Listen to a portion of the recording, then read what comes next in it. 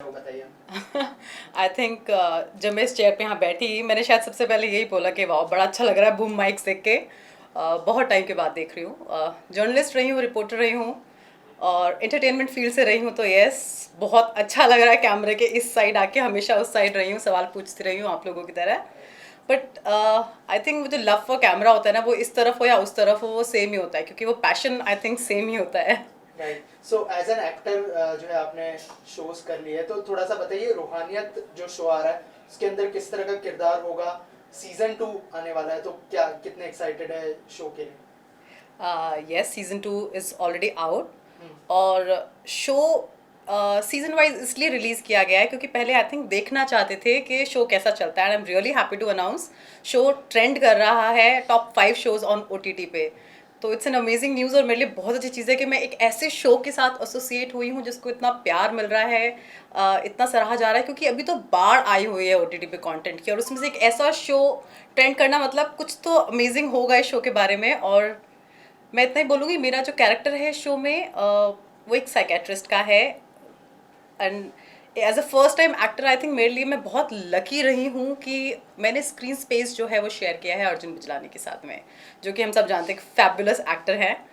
तो चैलेंजिंग भी था क्योंकि वो एक्टर बहुत अच्छे हैं, और एक ऐसे एक्टर के साथ पहली बार काम करना मतलब डेफिनेटली थोड़े गूज बम्स आए, थोड़ा नर्वसनेस हुई, but at the same time बहुत सपोर्टिव थे।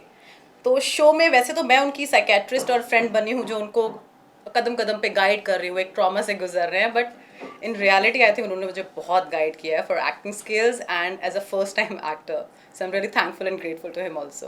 राइट, शिखा जी काफी लंबा समय लिया आपने एज एन एक्टर स्क्रीन पे आने के लिए। क्या कोई सजेशन लिया किसी से स्क्रीन पे आने से पहले, या फिर ये आपका कॉन्स्टेंट डिसीजन था कि थोड़ा सा अभी समय लेना है मुझे?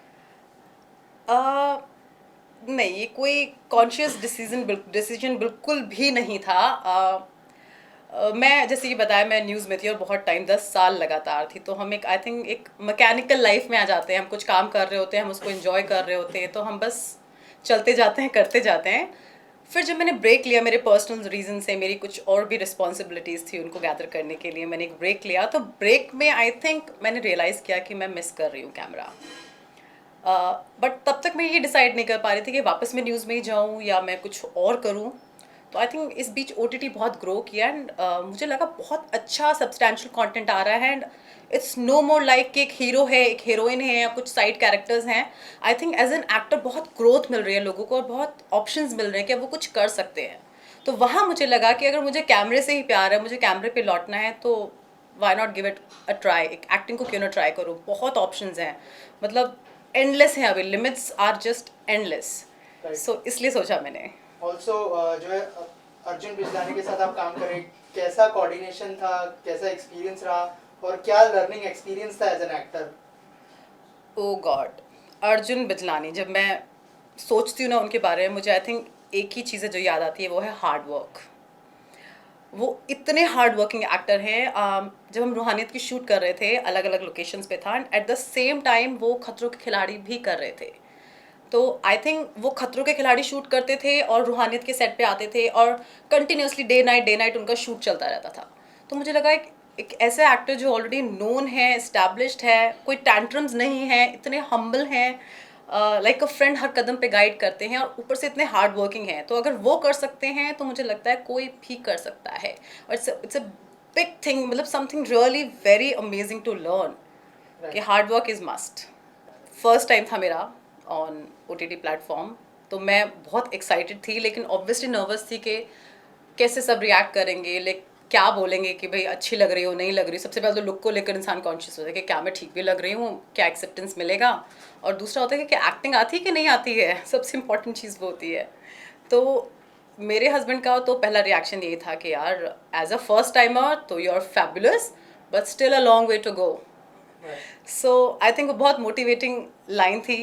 And at the same time set पे, हाँ यस, सेट पे मुझे बार बार अर्जुन ने एक ही बात बोली थी कि देखो ज़रूरी नहीं कि हर एक्टर एक अच्छा एंकर हो, इसलिए भी ज़रूरी नहीं कि एक अच्छा TV एंकर एक अच्छा एक्टर हो। ये एक ऐसा प्रोसेस है कि एक्टर्स कंटिन्यूसली ट्राई कर रहे हैं एक अच्छा एंकर बनने के लिए। तो यू आर लकी कि तुम कैमरा से फ्रेंडली हो, तुम लाइंस अच्छे से याद रखती हो, भूलती नहीं हो, which is a major thing for an actor.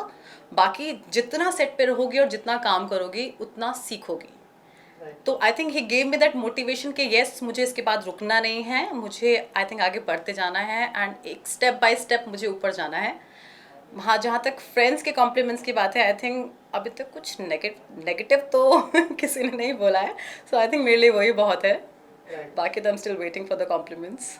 Audience से मैं यही कहूँगी कि मेरे 10 साल के न्यूज़ करियर में जो मेरा शो था सास बहू और बेटियां आज तक, उसको बहुत प्यार मिला है और कंटिन्यूसली फॉर जो भी मेरा एसोसिएशन 7 साल का शो के साथ रहा है, कंटिन्यूसली वो शो आज तक पे एक नंबर 1 शो था।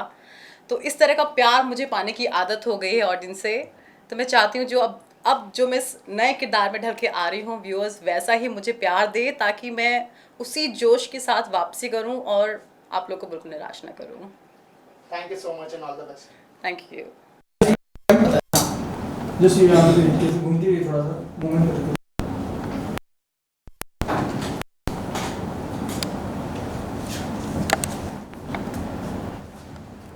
नहीं, जब तक आप ट्रेंड के साथ नहीं चलोगे तब तक सर्वाइव नहीं कर पाओगे।